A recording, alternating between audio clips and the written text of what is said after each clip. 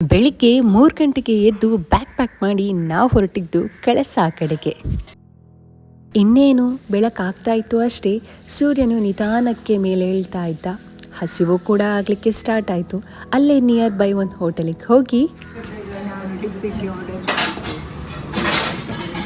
ತಿಂಡಿ ನೋಡಿದ ಕೂಡಲೇ ಖುಷಿ ನೋಡಿ. ಏನೇ ಆಗಲಿ ನಂಗಂತೂ ತಿನ್ನೋದಂದರೆ ಇಷ್ಟ ಅಲ್ವಾ.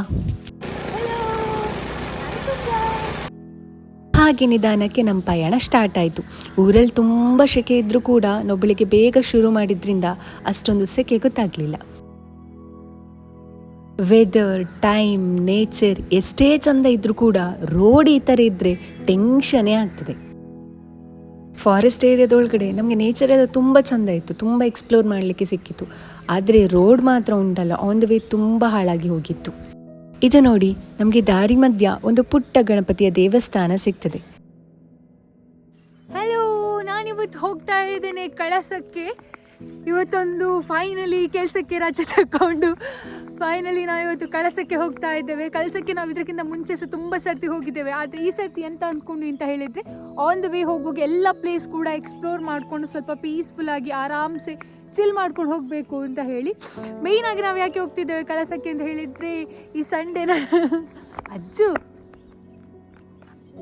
ಅಯ್ಯೋ ಏನೋ ಫಸ್ಟ್ ಟೈಮ್ ಡೈರೆಕ್ಟಾಗಿ ಕ್ಯಾಮ್ರಾ ಮುಂದೆ ಮಾತಾಡಬೇಕು ಅಂತ ಅಂದ್ಕೊಂಡೆ, ಆದರೆ ತುಂಬ ಭಯ ಆಗುತ್ತೆ.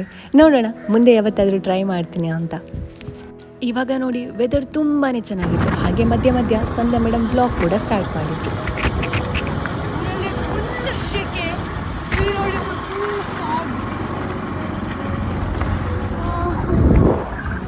ನಾವು ಇಲ್ಲಿ ಬಂದ್ವಿ.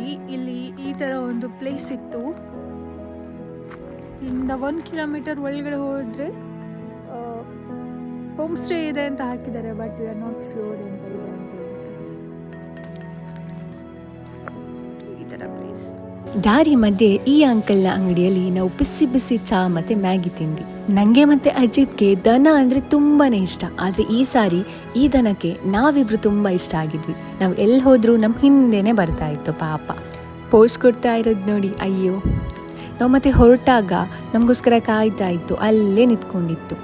ಬಹಳ ವರ್ಷಗಳ ಹಿಂದೆ ಒಬ್ಬ ಯುವ ಸಂಶೋಧಕ ಕರ್ನಾಟಕದ ಪಶ್ಚಿಮ ಘಟ್ಟಗಳ ಎತ್ತರ ಶಿಖರದ ಮೇಲೆ ಕುದುರೆ ಸವಾರಿ ಹೊರಟಿದ್ರಂತೆ. ಹೆಚ್ಚು ಜನ ಯಾರೋ ಬರ್ದಿರುವಂತ ಈ ಜಾಗಕ್ಕೆ ಅವ್ರು ಬಂದಾಗ ಅವನ ಕುದುರೆ ಬಹಳ ಅಸಹಜವಾಗಿ ವರ್ತಿಸ್ಲಿಕ್ಕೆ ಶುರು ಮಾಡ್ತಂತೆ. ಕುದುರೆ ಒಂದೊಂದು ಹೆಜ್ಜೆ ಕೂಡ ಮುಂದೆ ಇಡ್ಲಿಕ್ಕೆ ಬಹಳ ಕಷ್ಟಪಡ್ತಿದ್ದನ್ನ ಅವನು ನೋಡಿದಾಗ ಆ ಕುದುರೆಯ ಕಾಲಿಗೆ ಹಾಕಿದ್ದಂಥ ನಾಳ ಭೂಮಿಗೆ ಅಯಸ್ಕಾಂತದಂತೆ ಅಂಟಿರೋದನ್ನ ಅವನು ಅಬ್ಸರ್ವ್ ಮಾಡ್ತಾನೆ.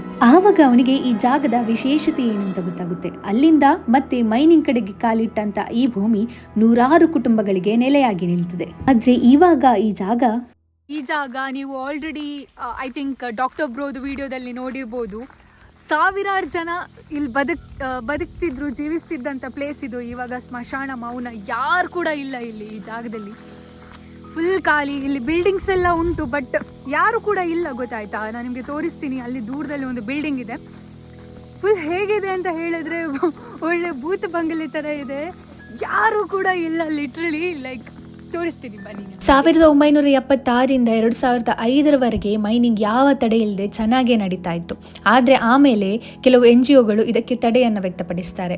ಈ ಮೈನಿಂಗಿಂದ ಕಾಡಿನ ಸಮೃದ್ಧಿ ಆಗಿರ್ಬೋದು, ಜೀವಜಲಕ್ಕಾಗಿರ್ಬೋದು ತುಂಬಾ ಕಷ್ಟ ಆಗುತ್ತೆ, ಕುತ್ತಾಗುತ್ತೆ ಅಂತ ಹೇಳಿ ವಿಷಯಗಳು ಚರ್ಚೆಗೆ ಬರುತ್ತೆ. ಸ್ಕೂಲ್ ಅಥವಾ ಗೌರ್ಮೆಂಟ್ ಆಫೀಸ್ ಯಾವುದಾದ್ರೂ ಇರಬೇಕಿದು. ತುಂಬ ದೊಡ್ಡದಿದೆ ಈ ಬಿಲ್ಡಿಂಗ್. ನೋಡಿ ಎಷ್ಟು ದೊಡ್ಡ ಉಂಟಂತ ಹೇಳಿದರೆ, ಲೈಕ್ ಈ ತುದಿಯಿಂದ ಇಲ್ಲಿ ತನಕ ಇದೆ. ಆ್ಯಂಡ್ ಈಚೆ ಕೂಡ ಅಷ್ಟೇ, ನಿಮಗೆ ಬೇರೆ ಬೇರೆ ಬಿಲ್ಡಿಂಗ್ಸ್ ಎಲ್ಲ ತುಂಬ ಉಂಟು. ಆ್ಯಂಡ್ ಯಾರು ಸಹ ಇಲ್ಲ, ಒಬ್ಬರೇ ಜನ ಇಲ್ಲ ಇಲ್ಲಿ ಜಾಗದಲ್ಲಿ. ಮೈನಿಂಗ್ ಅನ್ನು ನಿಲ್ಲಿಸಬೇಕು ಅಂತ ಹೇಳಿ ಪ್ರತಿಭಟನೆಗಳು ಕೂಡ ನಡೀತದೆ. ಅದರ ಹಿಂದೆಯೇ ಇಲ್ಲಿನ ಅದಿರನ್ನ ಖರೀದಿಸ್ತಿದ್ದಂಥ ಇರಾನ್ ಕೂಡ ಹಿಂದೇಟಾಗ್ತದೆ. ಕೊನೆಗೆ ಮೈನಿಂಗ್ ಅನ್ನ ಬ್ಯಾನ್ ಮಾಡಲೇಬೇಕು ಅಂತ ಹೇಳಿ 2006ರಲ್ಲಿ ಸುಪ್ರೀಂ ಕೋರ್ಟ್ ಕೂಡ ತೀರ್ಪನ್ನು ಕೊಡ್ತದೆ. ಆ 30 ವರ್ಷ ಸುಮಾರು 5,000 ಜನರಿಗೆ ಈ ಒಂದು ಸ್ಥಳ ಉದ್ಯೋಗವನ್ನು ಕೊಟ್ಟಿತ್ತು. ಇಲ್ಲಿ ನೋಡಿದಾಗ ನಮಗೆ ಅಲ್ಲೊಂದು ಊರೇ ಕಾಣ್ತಾ ಇತ್ತು. ಸ್ಕೂಲ್, ಹಾಸ್ಪಿಟಲ್, ಬ್ಯಾಂಕ್ಗಳು ಕೂಡ ಇತ್ತು. ಆದರೆ ಇವಾಗ ಅಲ್ಲಿ ಯಾರೂ ಕೂಡ ಇಲ್ಲ. ಹಾಗೆ ಮುಂದೆ ಬಂದು ನಾವು ಸಂಸೆ ರೀಚ್ ಆದ್ವಿ. ನಾವು ಸಂಸೆಗೆ ಬಂದಿರೋದು ನನ್ನ ಫ್ರೆಂಡಿನ ರಿಸೆಪ್ಷನ್ ಫಂಕ್ಷನ್ನ ಅಟೆಂಡ್ ಮಾಡಲಿಕ್ಕೆ. ಮುಂದಿನ ವಿಡಿಯೋದಲ್ಲಿ ಸಿಗ್ತೀನಿ. ಬಾಯ್ ಬಾಯ್.